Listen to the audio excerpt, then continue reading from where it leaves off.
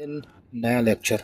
स्वागत है आपका लेक्चर नंबर 4 में, जिसमें हम पढ़ेंगे हमारा टॉपिक नंबर 4 इकोनॉमिक्स का, इंट्रोडक्शन टू इकोनॉमिक्स का, जो कि है हमारा यूटिलिटी। ठीक है, ये एक छोटा सा टॉपिक है पर यार ज़रूरी है इसको पढ़ना, क्योंकि ये वही चीज़ है ना, ये आपका कंसेप्चुअल अंडरस्टैंडिंग डेवलप करेगा। ठीक है, तो यूटिलिटी क्या होता है? तो इंग्लिश लैंग्वेज में यूटिलिटी का मतलब होता है यूजफुलनेस। ठीक है, according to English language, but according to economics utility का मतलब है सेटिस्फाइंग पावर। ठीक है, किसी प्रोडक्ट की कितनी सेटिस्फाइंग पावर है किसी पर्टिकुलर काम को लेके या किसी पर्टिकुलर इंसान के लिए, हम उसे उसकी यूटिलिटी बोलते हैं। ठीक है, तो ये हो गई हमारी यूटिलिटी की definition. The satisfying power of a commodity और product is known as its utility. ये बहुत ज़्यादा इंपॉर्टेंट टॉपिक नहीं है, बट क्योंकि अभी ये सिलेबस में दिया हुआ है तो हम इसे पढ़ लेते हैं। अब इसके कैरेक्टरिस्टिक्स के बारे में आते हैं कि इसके कैरेक्टरिस्टिक्स हैं क्या। कैरेक्टरिस्टिक्स का मतलब इसके बारे में एडिशनल इंफॉर्मेशन।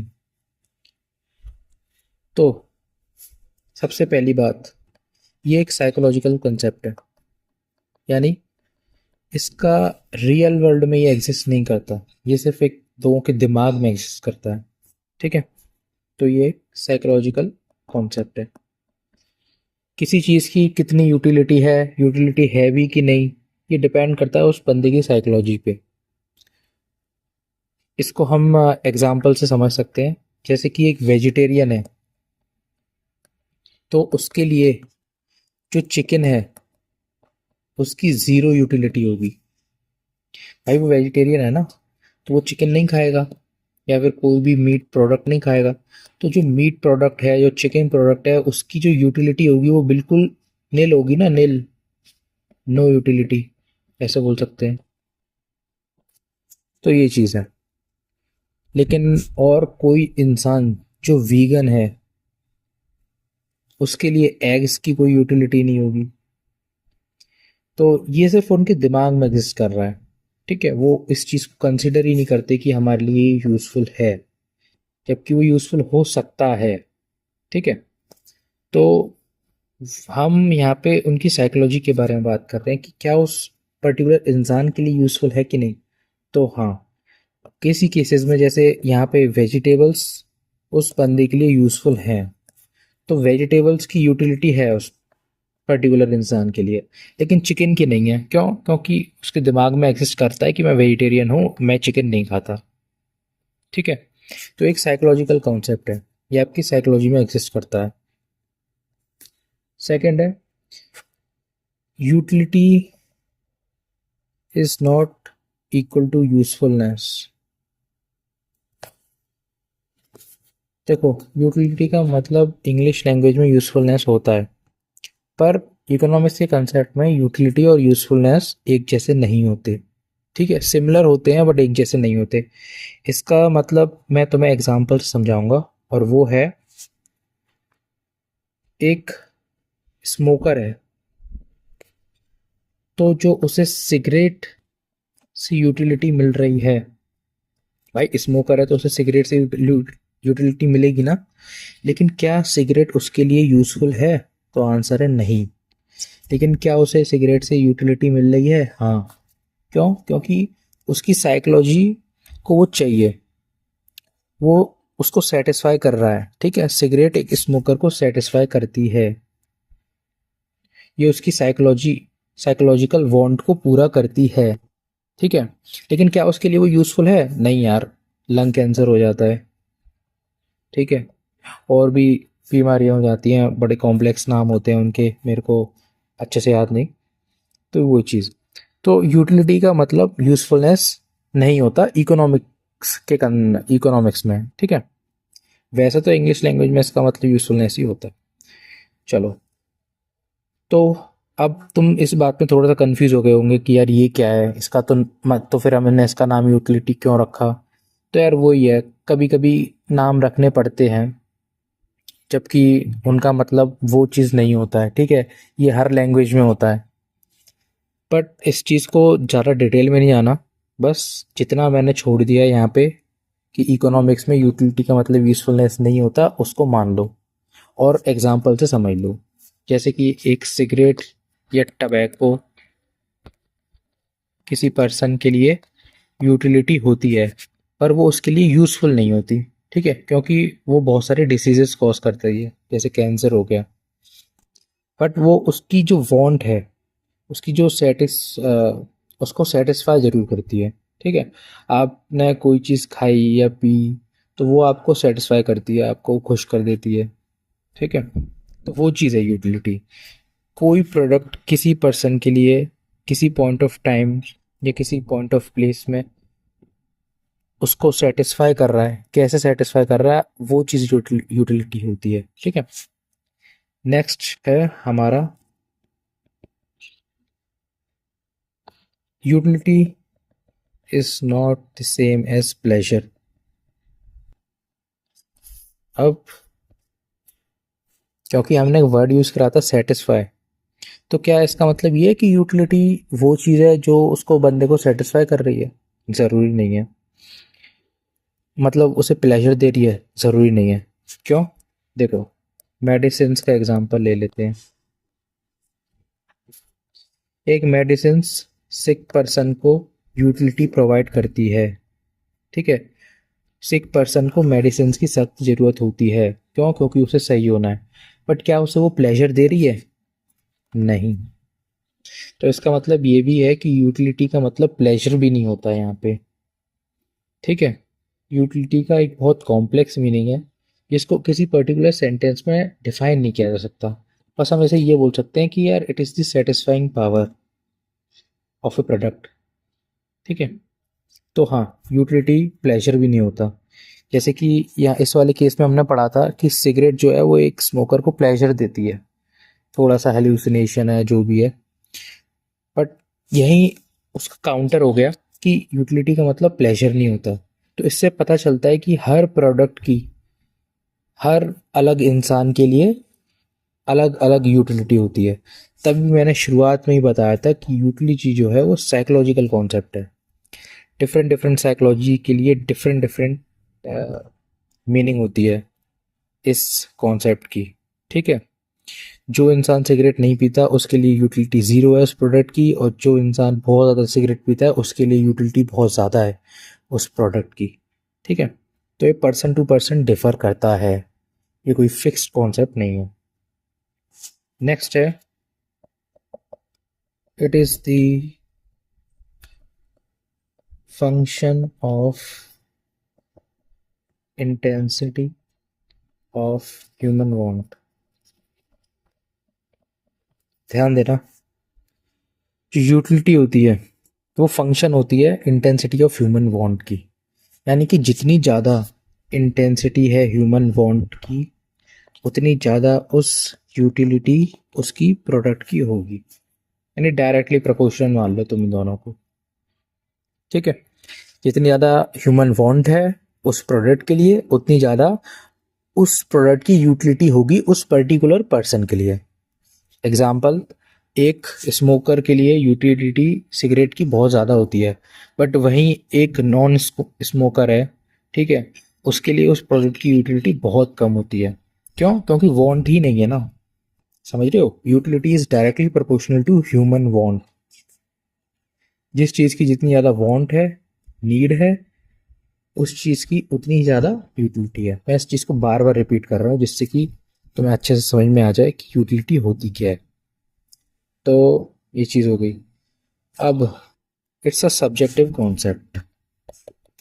नेक्स्ट है हमारा, इट्स अ सब्जेक्टिव कॉन्सेप्ट।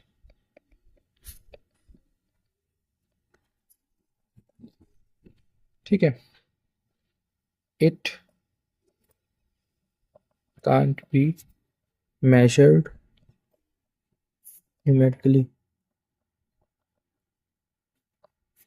अब ये एक सब्जेक्टिव कॉन्सेप्ट है, तो सब्जेक्टिव का मतलब क्या होता है कि ये पर्सन टू पर्सन डिफर करता है, बेस्ड ऑन ओपिनियंस होता है।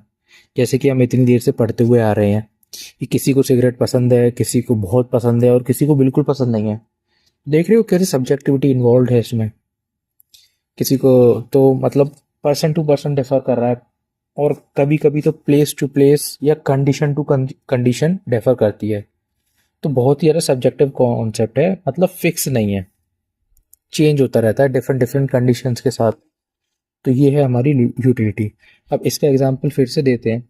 मान के चलो मेडिसिन है, तो एक बीमार पर्सन है, उसके लिए यूटिलिटी ज़्यादा होगी मेडिसिन की। लेकिन वहीं पे एक हेल्दी पर्सन है, तो मेडिसिन की यूटिलिटी उसके लिए कम होगी। यानी वो क्यों भाई मेडिसिन खाना चाहेगा जब वो ऑलरेडी ठीक है। और एक बीमार पर्सन है, जो मतलब एक बीमार आदमी है, तो उसको तो यार मेडिसिन की बहुत ज़रूरत पड़ेगी, क्योंकि उससे क्या, आजकल तो मेडिसिन भी बहुत बेकार आने लग गई है, मिलावट है रही है उनमें। पर चलो हम उधर नहीं जाएंगे। तो ये चीज़ है। तो ये क्या हुआ, देखो देख पता चल रहा है ना तुम्हें कैसे ये पर्सन टू पर्सन डिफर कर रहा है, बेस्ड ऑन ओपिनियन है। तो इसलिए हमने इसको सब्जेक्टिव कॉन्सेप्ट बोला है, मतलब जो कि फिक्स नहीं है, चेंज होता रहता है। नेक्स्ट है, इट हैज़ नो एथिकल और मॉरल सिग्निफिकेंस या इम्पोर्टेंस।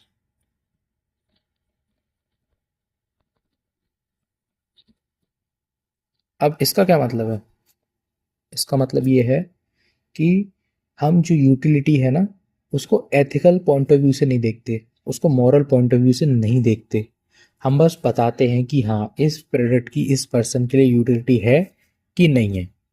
फॉर एग्जांपल, एक सोल्जर है, तो उसके लिए वेपन की यूटिलिटी, कॉम्बैट सोल्जर है यानी कि लड़ाई करने वाला सोल्जर है, उसके लिए वेपन की यूटिलिटी बहुत ज़्यादा होगी। क्यों? क्योंकि उसे कॉम्बैट करना है भाई। लेकिन वहीं एक सिटीजन है, उसके लिए उस वेपन की यूटिलिटी बहुत कम होगी। क्यों? क्योंकि उसे कोई कॉम्बैट ही नहीं करना, वो तो एक नॉर्मल सिटीजन है। ठीक है। तो देख रहे हो ना कि कैसे, अब भाई सीधी सी बात है, वेपन का यूज़ तो इमोरल चीज़ों को ही करने के लिए यूज़ किया जाता है। ठीक है, हो सकता है उनको मॉरल बैकिंग मिली हुई हो, बट देखा जाए तो इमोरल चीज़ करने के लिए ही तो यूज़ किया जाता है वेपन्स का। ठीक है। तो एक सोल्जर जब वेपन को यूज़ करता है, तो वहाँ पे कोई एथिकल चीज़ करने के लिए नहीं करता, वो उसे अब ये बहुत कंट्रोवर्शियल हो जाएगा, लेकिन कहने का मतलब मेरा ये है कि इससे यूटिलिटी जो है उसको हम एथिकल पॉइंट ऑफ व्यू से नहीं देखते। ठीक है। सोल्जर वेपन का जब यूज़ कर रहा है, वो इसलिए यूज़ कर रहा है क्योंकि उसका काम है वो चीज़ करना। लेकिन अगर जब सिटीजन कोई वेपन यूज़ कर नहीं कर रहा, तो क्यों? क्योंकि उसको ज़रूरत ही नहीं है उसको यूज़ करने के लिए। ठीक है।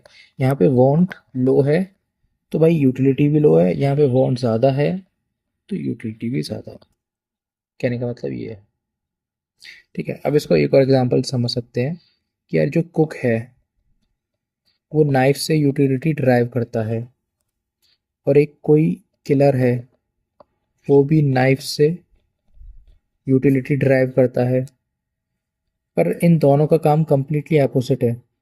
एक कुक का काम है सिर्फ खाना बनाना नाइफ की मदद से, लेकिन एक किलर का काम है किसी को किल करना या अटैक करना या हर्ट करना नाइफ से, है ना। तो ये बिल्कुल ही मॉरली रॉन्ग है, ये राइट है। बट यूटिलिटी का इससे कोई लेना देना नहीं है। ठीक है। यूटिलिटी को हम एथिकल पॉइंट ऑफ व्यू से नहीं देखते, मैं बार बार बोल चुका हूँ इस चीज़ को। बस हम डिफाइन करते हैं कि इस प्रोडक्ट की यूटिलिटी एक इस पर्सन के लिए है कि नहीं। ये एग्जांपल मैंने एक बुक से उठाया, अच्छा एग्जांपल था जिससे समझा दिया ये। तो हमने यूटिलिटी के करेक्टरिस्टिक्स पढ़ लिए हैं, तो ये 6 करेक्टरिस्टिक्स हो चुके हैं यूटिलिटी के। अब सबसे इम्पोर्टेंट चीज़ है, और वो है हमारा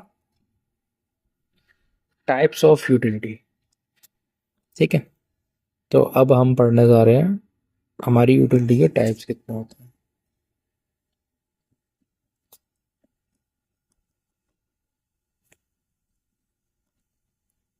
फर्स्ट है फॉर्म यूटिलिटी, यानी एक कोई प्रोडक्ट है वो किस फॉर्म में है ये उसकी यूटिलिटी डिफाइन करेगा। ठीक है, जैसे कि कॉटन है, तो cotton as a raw material उसकी यूटिलिटी कम होती है, लेकिन जैसे ही वो कन्वर्ट हो जाता है क्लोथ्स में उसकी यूटिलिटी बहुत ज़्यादा बढ़ जाती है। ठीक है, अब क्यों अगर मैं आपको कॉटन दे दूं और बोलूं उसे पहन लो, तो यार पहनोगे क्या? नहीं पहनोगे ना, फेंक दोगे, बेच दोगे। लेकिन आपको बोलूं क्लॉथ्स पहन लो, तो आप पहन पहन लोगे उसको, आप उसको। और वैसे भी आप जब मार्केट जाते हो कपड़े खरीदने, तो आप क्लोथ्स को खरीदते हो, कॉटन नहीं खरीदते हो। क्यों? क्योंकि ये फिनिश्ड फॉर्म में है और आपके डायरेक्ट यूज आ सकता है। ठीक है, ये बिल्कुल रॉ फॉर्म में है, बिल्कुल भी यूज नहीं आ सकता। तो किसी प्रोडक्ट वो कौन सी फॉर्म में है ये भी उसकी यूटिलिटी डिफाइन करता है। सबसे अच्छा एग्जांपल हमारे raw materials versus finished goods का होता है। तो ये चीज़। सेकंड है हमारा टाइम यूटिलिटी।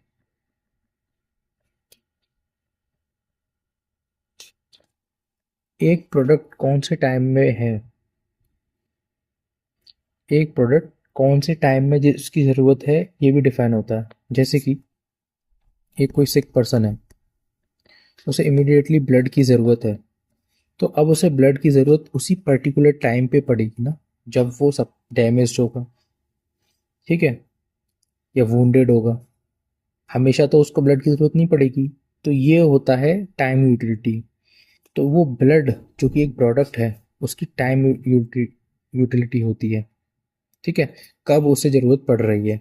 अब एक प्रोडक्ट की मल्टीपल यूटिलिटीज़ हो सकती हैं, टाइम यूटिलिटी भी हो सकती है, फॉर्म यूटिलिटी भी हो सकती है।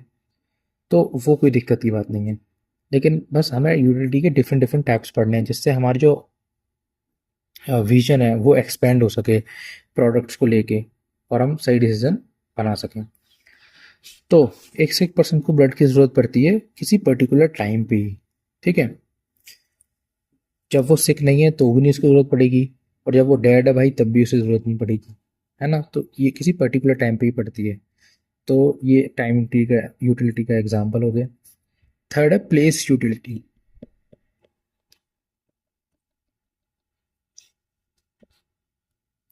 प्लेस यूटिलिटी कैसे? अब जो बुक्स होती हैं वो किसी पर्टिकुलर प्लेस में, जैसे कि लाइब्रेरी है, वहाँ पर वो अच्छे से यूटिलिटी प्रोवाइड करती हैं, क्योंकि लाइब्रेरी में बच्चे आते हैं और वो पढ़ते हैं।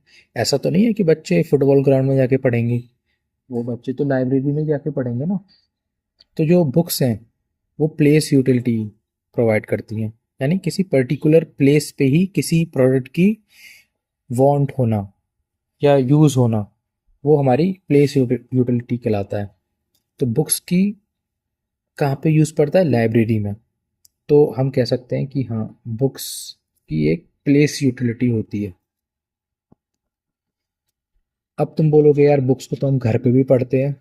देखो यार, वो थोड़ा सा वो भी प्लेस यूटिलिटी में ही आ गया एक तरीके से, क्योंकि आप घर में रेस्ट कर रहे होते हो, पढ़ रहे हो, वो आपका होम है। तो वहाँ वो उसको भी हम मान सकते हैं, बट यहाँ पे हम सिर्फ स्पेसिफिक एग्जांपल्स दे रहे हैं, हम सारे प्रोडक्ट्स को क्लासिफाई नहीं कर सकते किसी भी एक पर्टिकुलर क्लासिफिकेशन में। ठीक है, क्योंकि प्रोडक्ट्स बहुत वास्ट होते हैं, किसी का यूज़ होता है, किसी का नहीं होता है, किसी का बहुत कम यूज़ होता है। तो ये चीज़ है। तो हम उन एक्सेप्शंस पे नहीं जाएंगे, हम सिर्फ जनरल एग्जांपल्स पढ़ेंगे अभी। ठीक है, क्योंकि हमें एक्सेप्शंस पढ़ने की अभी ज़रूरत नहीं है। Economy is full of exceptions. ठीक है, नेक्स्ट। नेक्स्ट है हमारी सर्विस यूटिलिटी। सर्विस यूटिलिटी का मतलब होता है कि जब वो सर्विस प्रोवाइड की गई है तभी उसकी सबसे ज़्यादा ज़रूरत पड़ना, तो उसकी सर्विस यूटिलिटी होती है। फॉर एग्ज़ाम्पल, कोई एक कॉन्विक्ट है,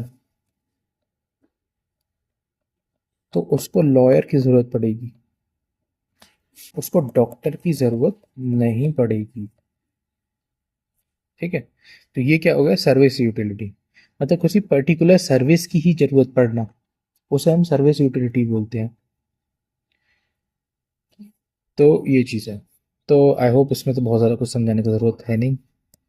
अगर डाउट हो तो पूछ लेना प्लीज़ कमेंट में। पोजेशन यूटिलिटी, पोजेशन यूटिलिटी का मतलब होता है जब हम किसी चीज़ को ओन करते हैं तो वो चीज़ कितनी यूटिलिटी प्रोवाइड करती है, वो पोजेशन यूटिलिटी डिफाइन करता है। मान के चलो यार, तुम्हारे पास बहुत सारा पैसा है, ठीक है, या किसी के पास बहुत सारा पैसा है, तो अब वो पैसे को इन्वेस्ट करना चाहता है कहीं पे, या फिर कोई ऐसी अच्छी सी चीज़ खरीदना चाहता है जो उसे सेटिस्फेक्शन दे। ठीक है, तो उसने मान के चलो कोई महंगी से महंगी चीज़ खरीद ली, तो अब उसे वो ओन कर रहा है, तो उसे उस चीज़ से सेटिस्फेक्शन मिल रहा है। ठीक है, उस सेटिस्फाई कर रही है उसे चीज़ ओन करते ही, तो वो हमारी पोजेशन यूटिलिटी में आ गई। यानी अब इसको मैं यार सच बताऊं तो शॉर्ट में ना मैं इसको ऐसे समझा सकता हूँ कि फालतू का खर्चा वो पोजेशन यूटिलिटी में आ जाता है। ठीक है, अब वो शायद शो ऑफ के लिए किया गया हो, किसी को इम्प्रेस करने के लिए किया गया हो, वो पोजेशन यूटिलिटी में आ जाता है। यानी कि सिर्फ उस चीज़ को ओन करने से ही अगर तुम्हें वो चीज़ सेटिस्फाई कर रही है तो हम उसको पोजेशन यूटिलिटी में रखेंगे, फिर चाहे उसका कोई यूज़ हो चाहे ना हो। ठीक है, नेक्स्ट, नॉलेज यूटिलिटी।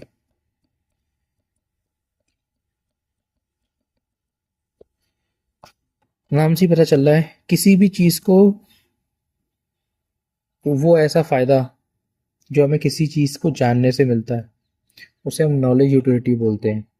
ठीक है, जैसे कि मान के चलो टीवी पे आया एड, अब तुम्हें किसी चीज़ की ज़रूरत थी और टीवी पे उसी चीज़ का ऐड आ गया, या कहीं और पे उस चीज़ का ऐड आ गया, तो अब तुम्हें उस चीज़ की नॉलेज हो गई कि हाँ मैं इस प्रोडक्ट को यहाँ से ला सकता हूँ।